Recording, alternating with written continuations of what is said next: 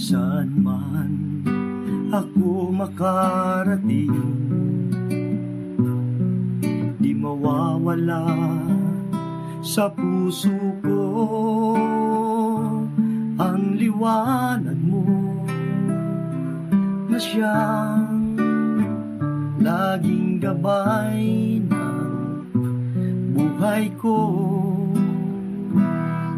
Sa biyaya mong taglay, nasisilayan ang pag-asa ko.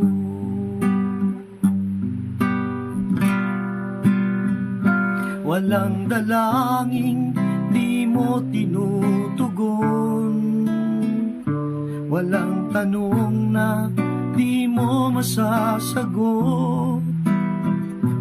Sa iyong pagmamahal nabubuhay ang tulad ko.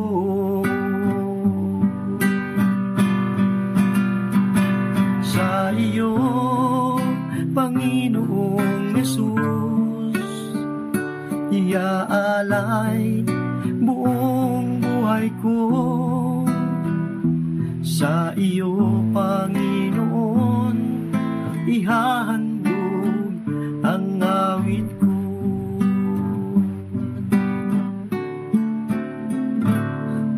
Anumang pagsubok ang dumating, di matitinan ang tiwala ko sa pangako mo na siyang kalakasan ng buhay ko.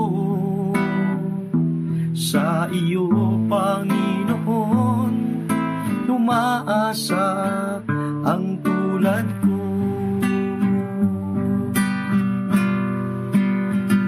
Walang dalangin di mo tinutugon, walang tanong na di mo masasagot.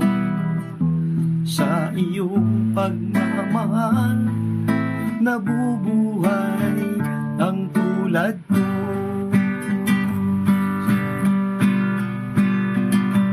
Sa iyo, Panginoong Hesus, iaalay buong buhay ko.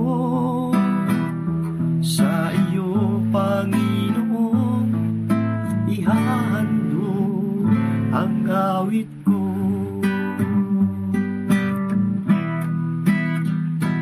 Sa iyo, Panginoon, ihahandog ang buhay ko.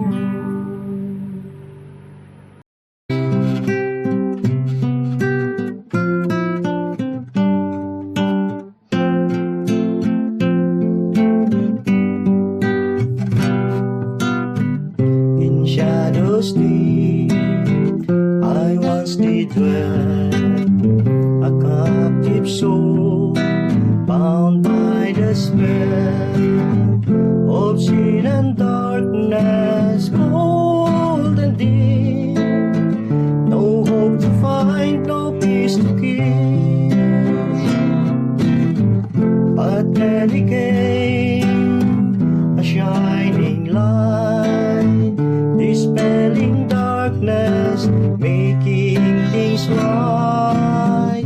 Not I but Christ, my Savior true, His love and grace forever new.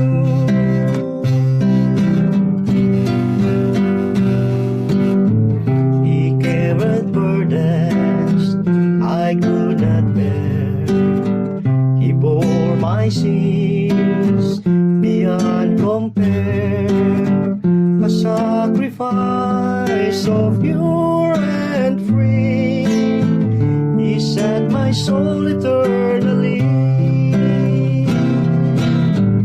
But then He came, a shining light, dispelling darkness, making things right. Not I but Christ, my Savior true, His love and grace forever new.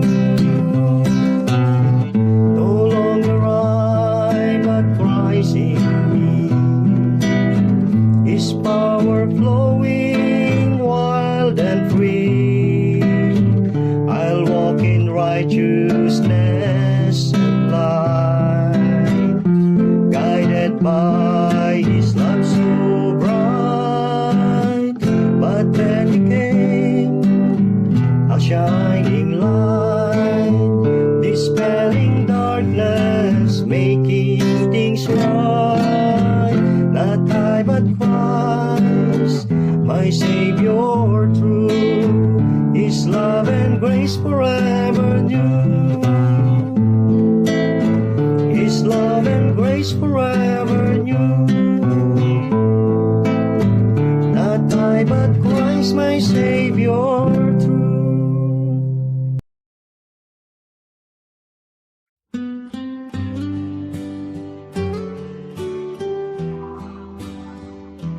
Pagpalang umaga po sa bawat isa.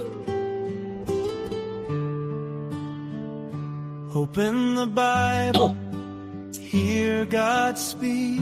Tayo muna po'y dumulog sa Panginoon sa panalangin. Truth and life Tayo for po'y manalangin, those Panginoon, who at papasalamat po kami sa pagkakataon na ito see. Every word para aming mapagkulayan ang inyo pong mga salita. Hiling po namin ang inyo pong guiding us both day pagtuturo and sa amin, night. pangungusap sa aming mga It is puso. God's will. Linisin niyo po kami sa anumang aming karumihan at kayo po nawa ang siyang mapapurihan sa aming po pag-aaral. Salamat po. Ito po aming samot dalangin in Jesus' name. All Amen. the pages testify, Christ the way, the truth, the light.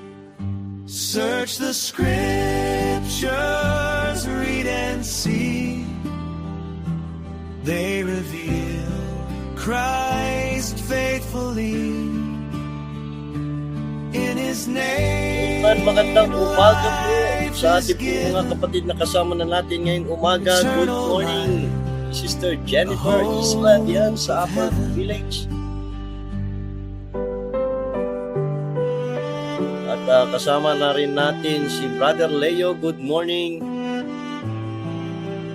Ganun din kay Sister Nida. Ganda umaga we po. are just pilgrims passing At through. kay Sister Virgie. Sister This world is not our Mercedito Soriano at Pastor Boyd yan sa Pangil, Laguna. God's word, our man, His truth, Ganun din kay Sister our Virgie at guide. Riano. Magandang umaga po. With Jesus walking by our side. Sister Linda Pauline, good morning. Search the scriptures, come and see. Sister Reggie, They lead us to at sa iba pa nating mga kapatid na eternity. nanonood online, magandang umaga po. Through the Son, God's perfect plan. At sa mga kapatiran natin diyan sa Priya, Kalamba, at galing din sa Pili, sa Search the scriptures, read and see. They reveal Christ faithfully. sa mga In His name, kapatid natin diyan sa Pantaw, Libon, Albay, magandang eternal life, umaga po. the hope of heaven.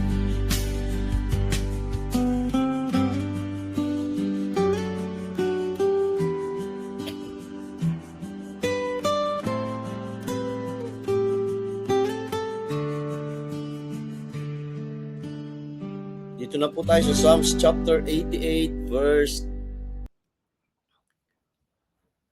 4 hanggang verse 9.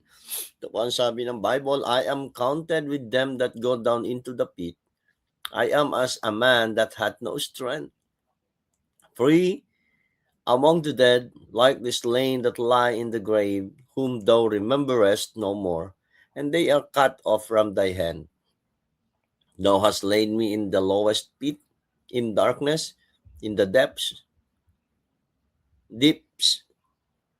Thy wrath lieth hard upon me, and thou hast afflicted me with all thy waves, Selah.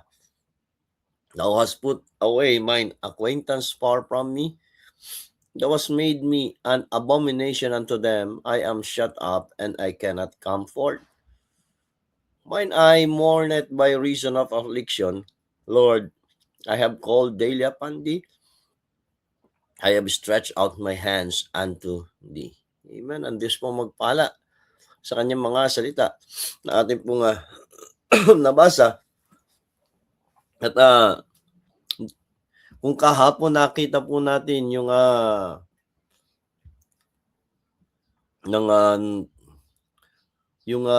experience na pinapahintulot minsan ng Panginoon sa mga anak ng Diyos. Yung pong experience na yung kanilang buhay minsan ay parang nasa isang balon o sa isang hukay. At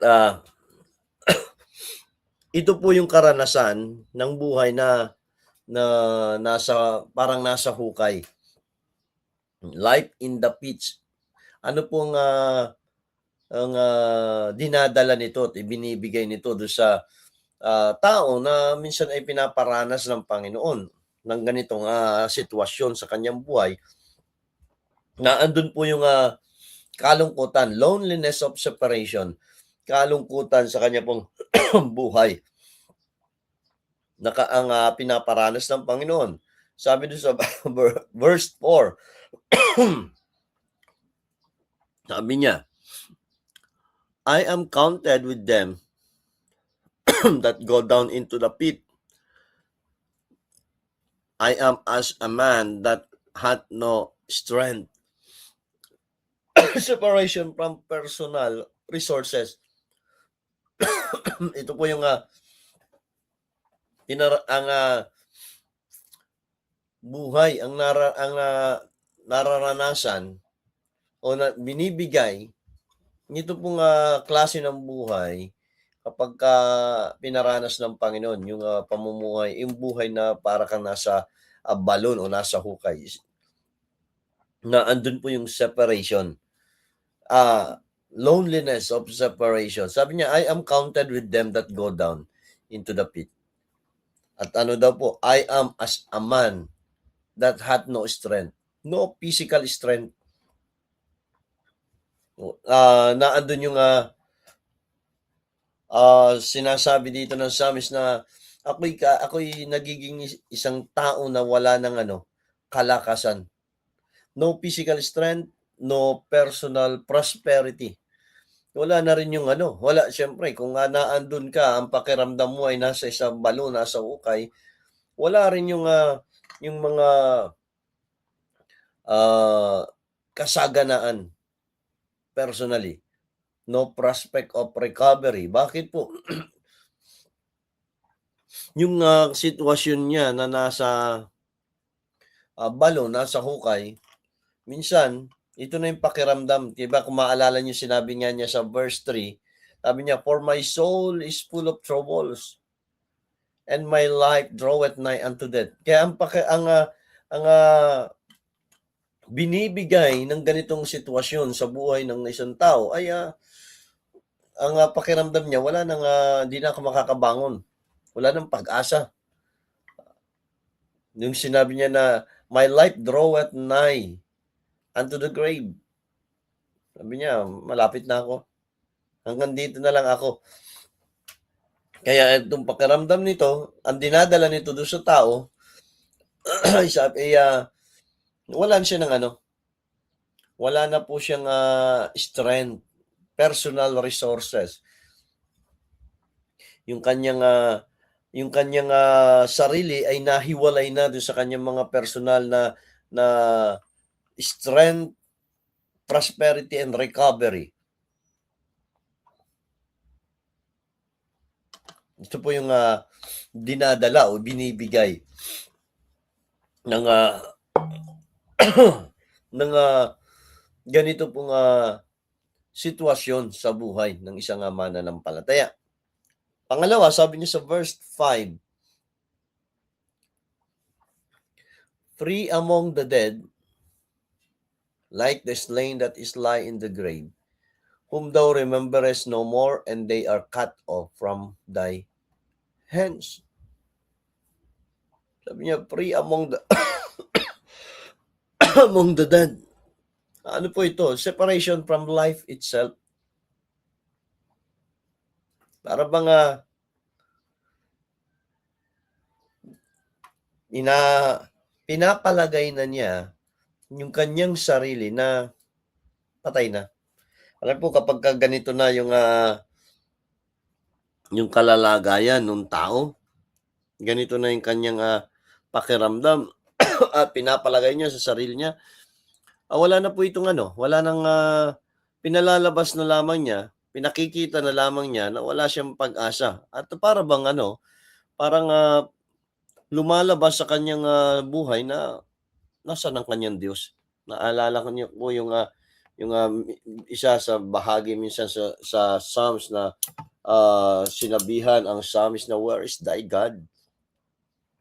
Kapagka naandito sa ganitong sitwasyon o punto ng buhay ang isang mananampalataya, hindi na natin maipapakita yung ating, patutuo ng ating pananampalataya.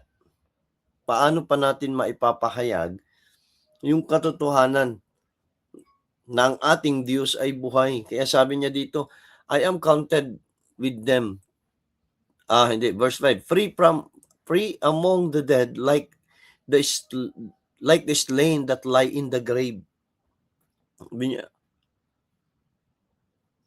parang wala na siya sa kanyang sarili at sinasabi niya na ah, parang na akong patay. Parang sinasabi niya na wala na akong silbi. Itong ang pahayag niya dito. Like the slain that lie in the grave. Yeah. Para na lang akong nakahiga sa libingan. Kasi nga, yung sitwasyon na kanyang kinakaharap o kalalagayan ay nasa isang mabigat na sitwasyon. Sabi ko nga kahapon ay pinapahintulot po ito ng Panginoon sa atin yung ganitong karanasan na tayo ay tayo po ay naandun sa mabigat na kalalagayan sa buhay para mas lalo tayo na maging malapit sa Kanya. Para tayo ay hubugin.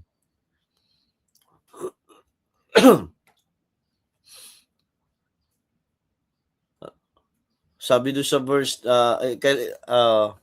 5, "Whom thou rememberest no more, and they are cut off from thy hand."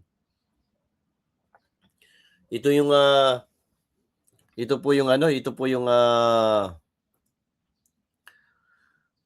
dinadala o ibinibigay kapagka nasa ganito pong sitwasyon ng buhay. Una, sabi ko nga, separation from personal resources. Pangalawa, itong separation from life itself. Ito na yung pakiramdam niya. Ganun kabigat yung sitwasyon, yung buhay na kinakaharap o pinagdaraanan nitong psalmist. At ito, sabi niya doon sa verse 5, ikalawang bahagi, sabi niya, "Whom thou rememberest no more." Ang kanyang kalalagayan ay naandito po yung separation from the favor of God. Para bang nananalangin siya, pray siya ng pray, pero hindi naman sumusagot. Wala namang binibigay ang Panginoon. Nagsusumikap siya na gampanan at magpatuloy sa paglilingkod, pero wala yung favor ng Panginoon. Ganito yung kanyang nararanasan nitong psalmist. Yeah, "Whom thou rememberest no more." Hindi mo na ako inaalala. Diba? Nakaranas ba tayo ng ganyang sitwasyon sa ating pong buhay na para bang ba't ganun? Ako naman ay gumagawa. Ba't ganun? Ako naman ay naglilingkod. Ba't ganun? Ganito pa rin ang buhay. Minsan nagkakaroon po ng ng self-pity. Yung isang tao, yung isang mananampalataya, sabi niya, kawawa naman ako.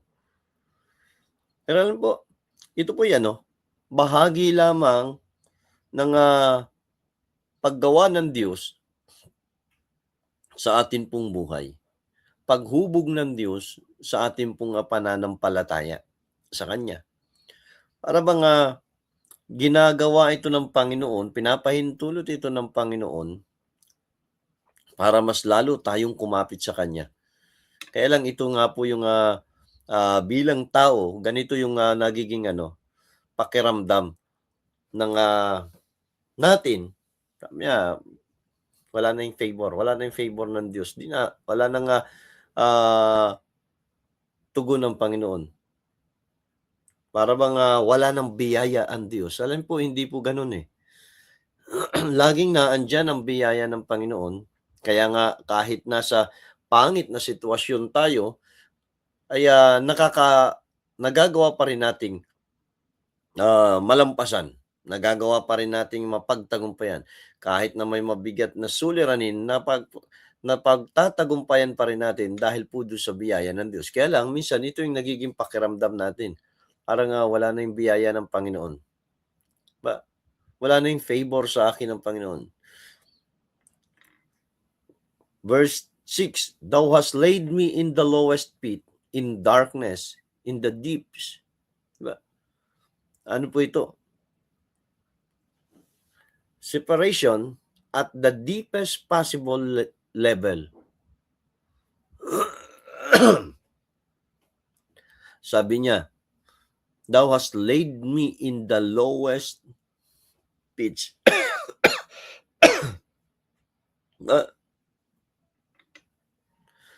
Para bang meron ng balon, pero meron pang mas malalim na balon.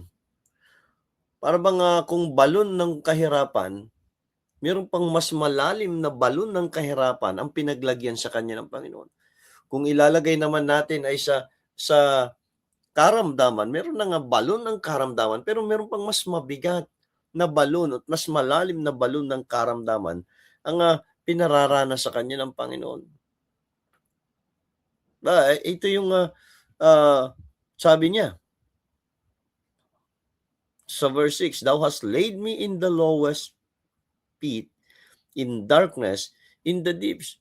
Ito po yung naranasan nila Apostle Paul. Nung sila ay dinakip at hinuli at dinala sa dungeon. Ano po, nasa yung sabi na nila, yung dungeon ay isang kulungan na nasa ilalim pa ng lupa. Kaya po para bang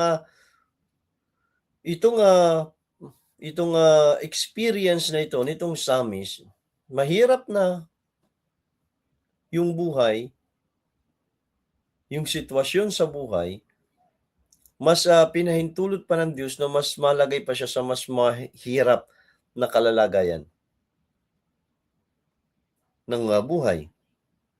Kaya po siguro kung sa ating panahon, sa mga anak ng Diyos sa ngayong panahon,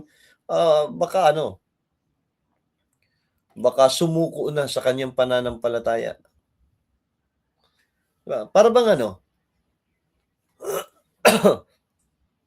wala naman ng persecution ngayon, pero parang yung mga mananampalataya, pinipersecute pa rin. At alam niyo po kung sino ang nagpe-persecute sa mga anak ng Diyos, sa kanilang mga sarili.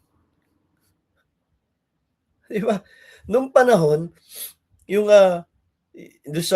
first century church, lalo nung panahon ng mga apostle, sa Book of Acts, hinuhuli kapag may pagkakataon, pinagbabawalan sila na magkatipon. Tayo sa ngayong panahon, kung imagine natin yung sitwasyon, kung tayo sa ngayon ay para bang nahihirapan, nabibigatan sa buhay spiritual natin, buhay pananampalataya, paglilingkod sa Panginoon, mas mahirap sila noong panahon. Bakit? Hindi sila malaya na makapag-tipon. Sa atin ngayon, malaya tayo na makapunta sa pananambahan sa pagkakatipon. Pero maraming anak ng Diyos hindi pa rin pumupunta. Kaya naman. Tapos sasabihin nila, parang wala namang favor ng Panginoon. Alam po, kasi ginagawa na natin yung ating pong buhay base sa sarili nating kalakasan at hindi na sa biyaya ng Diyos. Yung sinabi ni Apostle Paul na, for we walk by faith and not by sight. Hindi tayo ganun. Hindi na tayo namumuhay sa pananampalataya, kundi namumuhay na tayo base sa yung ating nakikita, kasalukuyang sitwasyon. Kaya minsan ang naiisip ng Kristiyano, ay kapag hindi ko ito ginawa, wala eh. May mga pangangailangan kami, kaya kailangan. Hindi ba kayang i-provide ng Diyos? Di po ba? Ay may pangako na siya, sabi niya, ang linaw eh. At alam ng karamihan ng Kristiyano sa ngayong panahon, sinabi niya ng Matthew 6:33, di ba? Seek ye first the kingdom of God and His righteousness, and all these things shall be added unto you. Yung church attendance is righteousness, God's righteousness. Katuwiran ito ng Diyos. Hindi naman kung hindi natin magagawa, paano niya tutuparin yung kanyang pinangako sa atin? All these things shall be added unto you.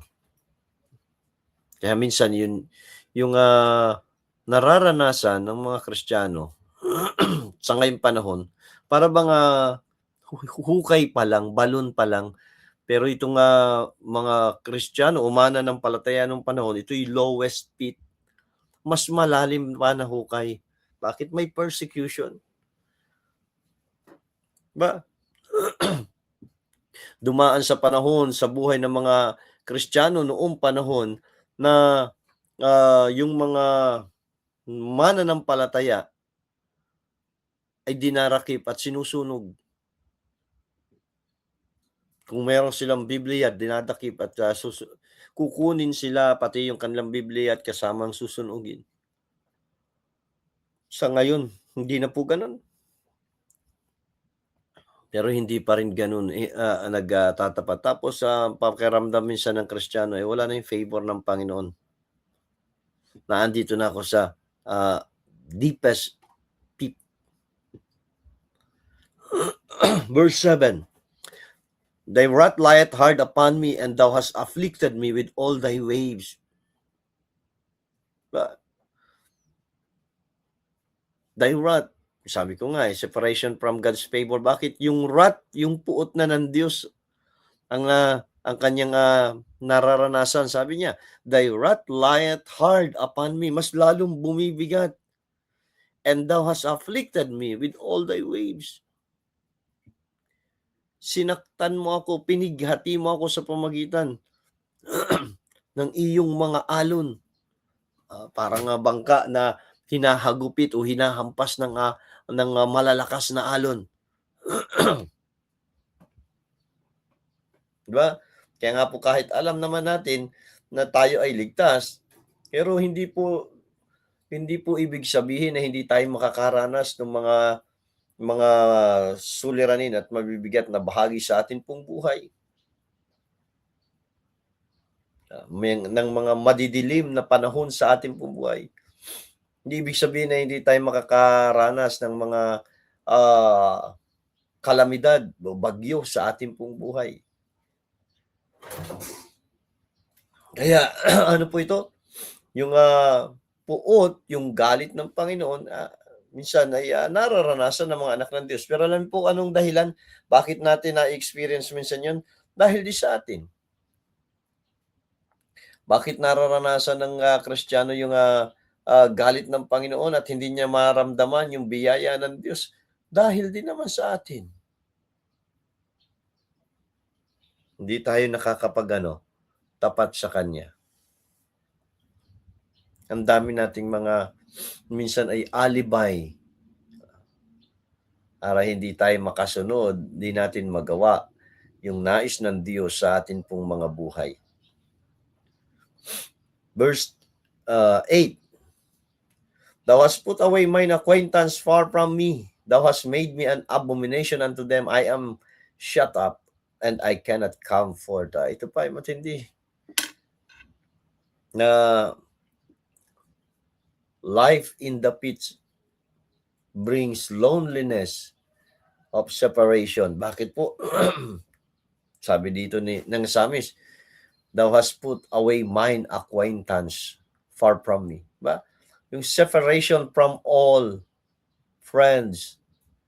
Ba, minsan meron kang mga itinuturing na kaibigan tapos nang nandun ka sa punto ng sitwasyon na mabigat o nakalalagayan sa iyong buhay, yung mga tinuturing mong kaibigan ay ikaw ay iniwanan. Ah, ba ito yung ito yung minsan ay nararanasan ng mga Kristiyano, yung discourage ka na imbis na meron kang mga kaibigan na mag-i-encourage sa iyo, ay wala sila. 'Di ba? Alam po, pero gano'n pa man, kahit yung mga tinuring mong kaibigan dito sa lupa ay iniwanan ka, meron tayong Panginoon. Nandiyan ang Panginoong Jesucristo inaawit nga natin, "What a friend we have in Jesus." Meron tayong Kristo sa ating pong puso na kailanman hindi tayo iiwan. Kaya minsan alam po, ah, walang problema na magkakaroon ng mga kaibigan dito sa laman, sa lupa. Pero yung labis na tiwala, pag-asa do sa mga kaibigan, dapat hindi na gano'n. Mas pagtiwalaan natin at asahan ang ating Panginoon. Bakit? Isang araw, kakalimutan ka rin 'yan. Isang araw, maiiwanan ka rin 'yan. Kapagka meron silang nakita na hindi nila nagustuhan sa iyo, iwanan ka rin 'yan. At itong naranasan dito ng Psalmist, "Thou hast put away mine acquaintance far from me." Nagkaroon ng separated na siya sa kanyang mga kaibigan. "Thou hast made me an abomination unto them." Sabi niya, "Thou hast made me an abomination." Ginawa mo akong kasuklam-suklam sa kanila. Ano po yan? Di ibig sabihin, kung ang tingin na ng mga tao ng mga kaibigan niya sa kanya ay kasuklam-suklam, ay despise na siya. Hindi na yan, wala na yan sa fellowship. Huwag na natin to isamahan. Kasuklam-suklam ito. Na para bang minsan may mga ganitong tao na kapagka meron kang kamalian, ang tingin niya sa iyo, ay wala na yan. Na parang sila ay walang kamalian. Ito yung naranasan niya dito, nitong Psalmist. Sabi niya, "Thou hast made me an abomination unto them." At hindi lang yun. Sabi Diyos sa huling bagay, "I am shut up and I cannot comfort." Nakakulong na ako at di na ako makalabas. Para siyang bilanggo. Naging bilanggo na siya. Verse 9, "Mine eye mourneth by reason of affliction. Lord, I have called daily upon thee. I have stretched out my hands unto thee." Ganun pa man, kahit ganun na yung nararanasan niya, ito po yung maganda. Patuloy pa rin siya na lumalapit sa Panginoon. Patuloy pa rin siya na dumudulog sa kanyang Diyos. Sabi niya, "Mine eye mourneth by reason of affliction." Nangangalumata na ako dahil sa aking mga kahirapan o pagdadalamhati. "Lord, I have called daily upon thee." Lord, I have called daily upon thee. Sabi nito, araw-araw akong tumatawag sa inyo, Panginoon. Ito nga, sabi ko nga kagabi, minsan yung ating prayer life kasi nagiging prayerful tayo kapag meron tayong mga kabigatan, kahirapan, karamdaman, o kalalagayan na parang kagaya nitong ating pinag-aaralan dito sa Psalms. Kalalagayan na parang nasa balon o sa hukay na wala na siyang magawa, saka lamang tayo lumalapit sa Panginoon. Diba? Ba't hindi natin gawin na maging natural na lamang dahil bahagi na ng ating sistema, ng ating buhay, yung pakikipag-usap sa Panginoon. Para bang pakikipagkwentuhan sa Diyos. Yung ating komunikasyon sa Panginoon. Naandun yung ating palagian na pagdulog sa Kanya. Dito, pinakikita dito nitong psalmist, yung kanyang persistent prayer. Kasi sabi niya dito, ako'y tumawag sa inyo araw-araw. Ba't di naman natin gawin sa ating pong panahon na bawat sandali sa ating pong buhay, tayo nakikipag-usap sa Panginoon. Diba? Alam niyo po ngayon, yung may mga tao na para bang bawat bahagi ng kanilang buhay ay kailangan nilang lagyan ng picturean tapos ipopost nila sa social media. Ultimong pagkain. Diba? Ipicturean yung pagkain, ipopost.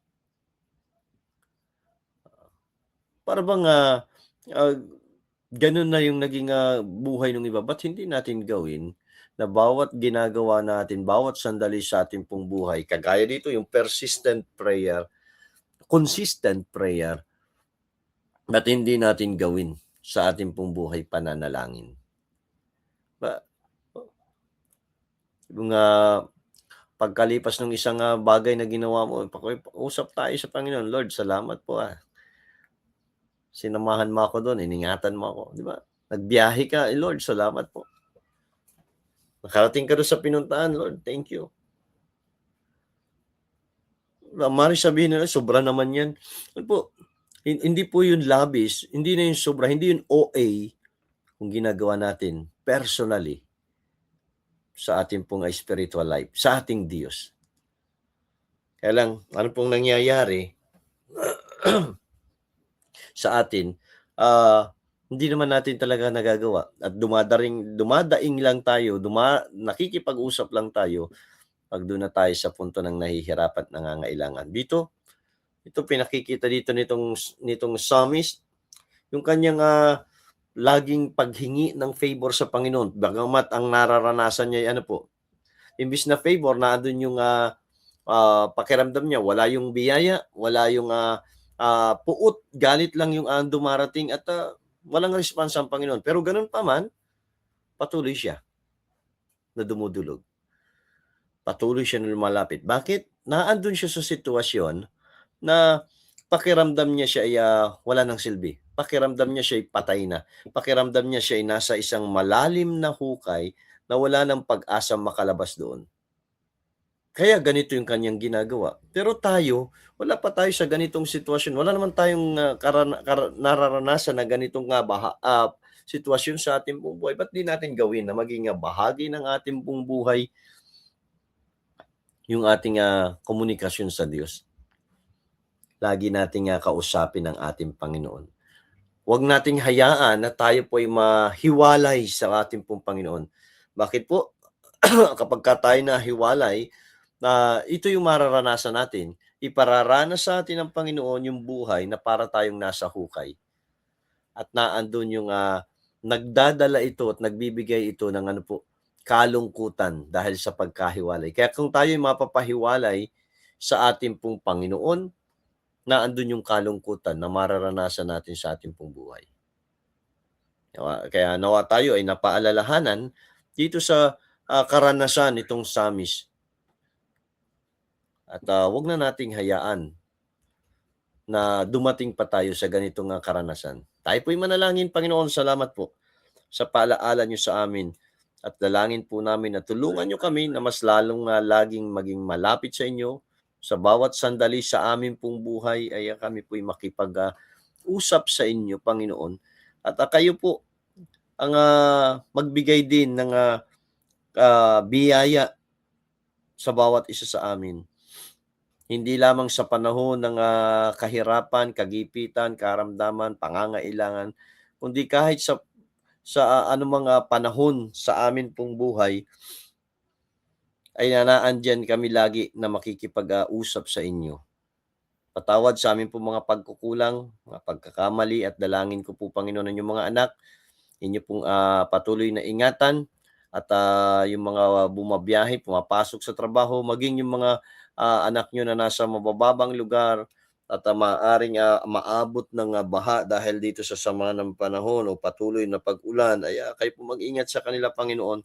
Dalangin ko rin po, Panginoon, ang inyo pong provision sa anumang pangangailangan ng bawat isa, at maging, Panginoon, ang mga kabuhayan, hanap buhay ng inyo pong mga anak ay inyo pong pagpalain. Bless nyo rin po ang mga lingkod nyo na tinawag sa inyo pong ministeryo at ginagamit sa inyo pong gawain. Maraming salamat po. Pinagkakatiwala po namin sa inyong buong maghapong ito. Samahan niyo po kami't pangunahan. Ang lahat ng ito yung aming samo at dalangin in Jesus' name. Amen. Amen. Magandang umaga po at pagpalain tayo ng Panginoon, at good morning sa ating mga kasama ngayon po nga umaga. Kaya Brother Roger Hermosa, magandang umaga po. Ganon din kay Cathy, good morning. Brother Carlito Ventura, magandang umaga. At kay Sister Tess Bautista, magandang umaga po diyan sa Cabuyao, Laguna. Sister Miriam Paniel, good morning. Sister Gemma, good morning diyan sa Naga City. At sa iba pa natin mga kapatid na nakasama natin ngayon, nanood, nakinig dito sa ating morning devotion, magandang umaga po. Palain po kayo ng ating a shining light, guiding us both day and night. It is God's will, clear and true. Search His word to know Jesus too. All the pages testify, Christ the way, the truth, the light. Search the scriptures, read and see. They reveal Christ faithfully. In His name life is given, eternal life, the hope of heaven.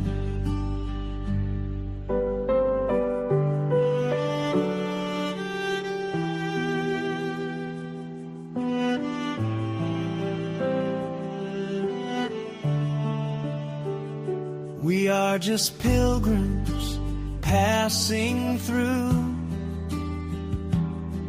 This world is not our final view. God's word our map, His truth our guide. With Jesus walking by our side. Search the scriptures, come and see. They lead us to eternity. Through the Son, God's perfect plan. Life eternal in the great I am. Search the scriptures, read and see.